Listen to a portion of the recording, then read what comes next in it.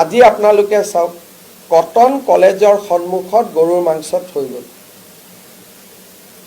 গৰুৰ মাংসটো ঈদত কোনোবাই খাব পাৰে but it cannot be weaponized against other people কিমান সমালোচনা আপোনালোকে দেখিছে এটোটো weaponize কৰি পেলালে নহয় আজি কি হৈছে কালি মই সত্ৰৰ ৰিপৰ্ট দিওঁতে মই কৈ আছিলোঁ 10 ঘৰ হিন্দু মানুহ হ'ল 2 ঘৰ মুছলমান মানুহ আহিলে আমাৰ অসমত কি আছিল আগতে যেতিয়া হিন্দু মানুহৰ মাজত মুছলমান মানুহ থাকে মুছলমান মানুহজনে একদম সাৱধানতাৰে যে যাতে ওচৰৰ হিন্দু মানুহখিনিয়ে কষ্ট নাপায় আমাৰ এইটো পৰম্পৰা আৰু সেইকাৰণে মই অসমীয়া মুছলিম মানুহখিনিক মোক ভোট দিয়ক নিদিয়ক সদায় মই সন্মান সহকাৰে কথা কওঁ লুকাব কৰবাত যদি কিবা গৰু মাংসৰ কথাও আহিছে তাতে নহয় বন্ধু বান্ধৱৰ ঘৰত গৈ যত ওচৰত হিন্দু নাই তাতে গৈ খাবগৈ আজিকালি নিয়মটো কি খাই পেলাই বস্তুটো পেলাই দিব যাতে লাহে লাহে হিন্দু মানুহখিনি তাৰ পৰা আঁতৰি যাব খোজে ইট হেজ বিকাম ৱেপন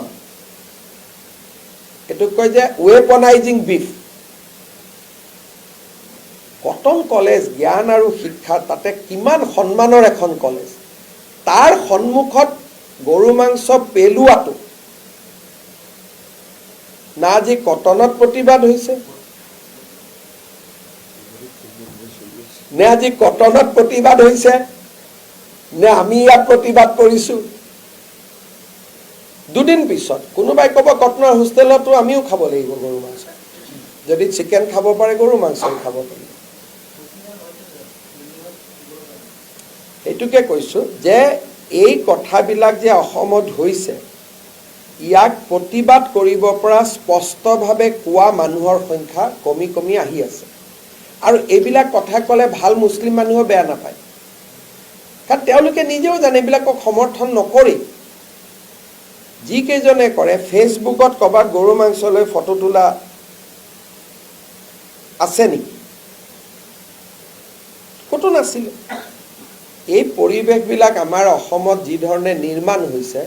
সাহসেৰে কথা কোৱা মানুহৰ সংখ্যা কমি কমি আহি আছে এইটো হৈছে জাতিটোৰ কাৰণে এই কথাবিলাক পলিটিক্যাল নহয় ইলেকশন ৰিলেটেড নহয় বাকি গৈ আমি চিন্তা কৰিব লাগিব নহলে যদি সকলোৱে ভাবে ভোটটো এটা সৰু কথা যে আপুনি যদি কৈ দিলে যে মই ওয়াকফ বিলক মই বিৰোধিতা কৰিছো ৰাতি ৰাতি আপুনি হিৰো হৈ গ'ল বলে ট্ৰিপল তালাকক মই বিৰোধিতা কৰিছো ৰাতিপুৱা ৰাতি ৰাতি আপুনি হিৰো হৈ গ'ল কিন্তু সঁচা কথাখিনি কোনে ক'ব আজি যদি কটনৰ সন্মুখত গৰুৰ মাংস থৈ যোৱাটো 10 জনে যদি টুইট নকৰে ফেসবুক নকৰে টিভি টক শো নহয় আৰু 20 বছৰ পিছত চিন্তা কৰক কামাখ্যা মন্দিৰৰ সন্মুখতো পেলাই থৈ যাব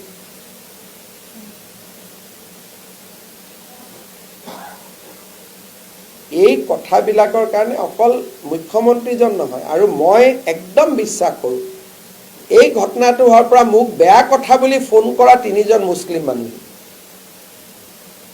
মোক মাত্ৰ 3 জন মুছলিম মানুহে ফোন কৰিছে যেটো বৰ বেয়া লাগিলে এটো হ'ব না লাগিছিল এই কটনৰ ঘটনাটো বাকি ধুবুৰী হুজাই মইতো বাদ দিছো যে এখিনি বাৰু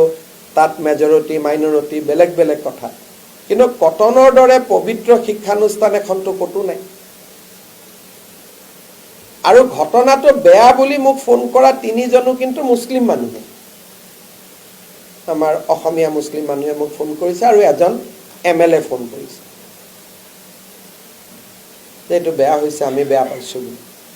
কিন্তু আমাৰ এইবিলাক একো নাই আপোনালোকে বেলেগ বেলেগ ফটো তোলাত ব্যস্ত হৈ আছে আৰক্ষীয়ে কি কৰিব আৰক্ষীয়ে যদি ধৰি আনি কিবা কাৰণত এনকাউন্টাৰ এটা হয় পিছত আপোনালোকে এনকাউন্টাৰৰ প্ৰমাণ বিচাৰি থাকিব না আৰক্ষীটো দুই ফালে বিপদ আৰক্ষীটো যি কৰিব লাগে লগে লগে কৰাব পাৰি কিন্তু এনকাউন্টাৰ হলে আৰক্ষী দুখী হৈ যায় এনকাউন্টাৰ মানে কি মোক মাৰিছিল কাৰণে মই মাৰিলো কিন্তু সেইটোৰ ওপৰতো আপোনালোকে ভাবক এনকাউন্টাৰৰ কেছত সুপ্ৰিম কোৰ্টে ক'লে যে আমাৰ ইয়াত নহব যি আছে হিউম্যান ৰাইটস কমিশনৰ যা যেতিয়া ইয়াত চলি আছিল এনকাউণ্টাৰত বিপদত পৰিব অসম চৰকাৰ, এনেকুৱা হেডলাইন কেইটা হৈছে? বিপদ মুক্ত হোৱাৰ পিছত কেইটা হেডলাইন হ'ল? গতিকে আৰক্ষীক আপুনিতো, আৰক্ষীটো কি এটা ঢোল হয়, যিমান পিটে সি ইমান পিটন খাই থাকিব। যদি আৰক্ষীক অসমৰ মানুহে কয় যে তহঁতি যি কৰিব লাগে কৰ, আমি পিছত আছোঁ, আৰক্ষীয়ে চব কৰিব। কিন্তু আৰক্ষীয়ে জানে যে মোক এনেকৈ আগুৱাই লৈ যাব, তাৰপিছত মই কামটো কৰাৰ পিছত মোক ইফালে মাছ দিব। তেওঁলোকেতো চাকৰি কৰাই মানুহ। এতিয়া মই সাহসত থিয় হৈ আছোঁ বুলি, যে যি কৰ কৰ, মই লগত আছোঁ বুলি চলি আছে। মই নাথাকিম, আমিতো পলিটিকেল বেকিং নাপাওঁ, আমি কিয় কৰিম? আৰক্ষীটো আপোনালোকে জানেই যে আৰক্ষীটো দেয়াৰ চব কামটো আৰু একদম IPC CRPC মতে নহয়। ক'ৰবাত যদি আপোনাক মাৰিব আহিছে, গুলিটো খুলিবই, যে আপুনি যদি কয় ৰখ ৰখ ইয়াত মোক মেজিষ্ট্ৰেট লাগিব উল্টাই গুলিয়াবৰ কাৰণে, সেইটোতো নহ'ব। গতিকে সাহসটো আপুনি দিব লাগিব, ভাই তোক যদি গুলি মাৰিব আহিছে তই গুলি মাৰিবি, তেতিয়া মেজিষ্ট্ৰেটৰ দৰকাৰ নাই। এই সাহসখিনি দিব কোনে? অকল মুখ্যমন্ত্ৰীয়ে নহয়, গোটেই অসমৰ মানুহে, যে আমি লগত আছোঁ। যদি আপোনালোকে তেনেকুৱা এটা স্থিতিলৈকে যাব পাৰে, মই ভাবোঁ যে আমি সংকটবিলাক কমাব পাৰিম। যোৱাকালি মই বিধানসভাত এটা ডাঙৰ কথা কৈছিলোঁ, আপোনালোকে কথাটো মাইণ্ড কৰা নাই বা শুনা নাই। অসমত কেনেকৈ পৰিৱৰ্তন হ'ল, আপোনালোকে কেতিয়াবা গোৱালপাৰা টাউনত যাব, টাউনৰ লগতে ৰাজ্যখিনি এখন ফৰেষ্ট আছে, PRF। তেওঁলোকে কি কৰিলে, বাঘবৰৰ পৰা নদী ভাঙা মানুহ বুলি গোৱালপাৰাত সোমালে। ইমান মানুহ সোমালে যে মেজৰিটি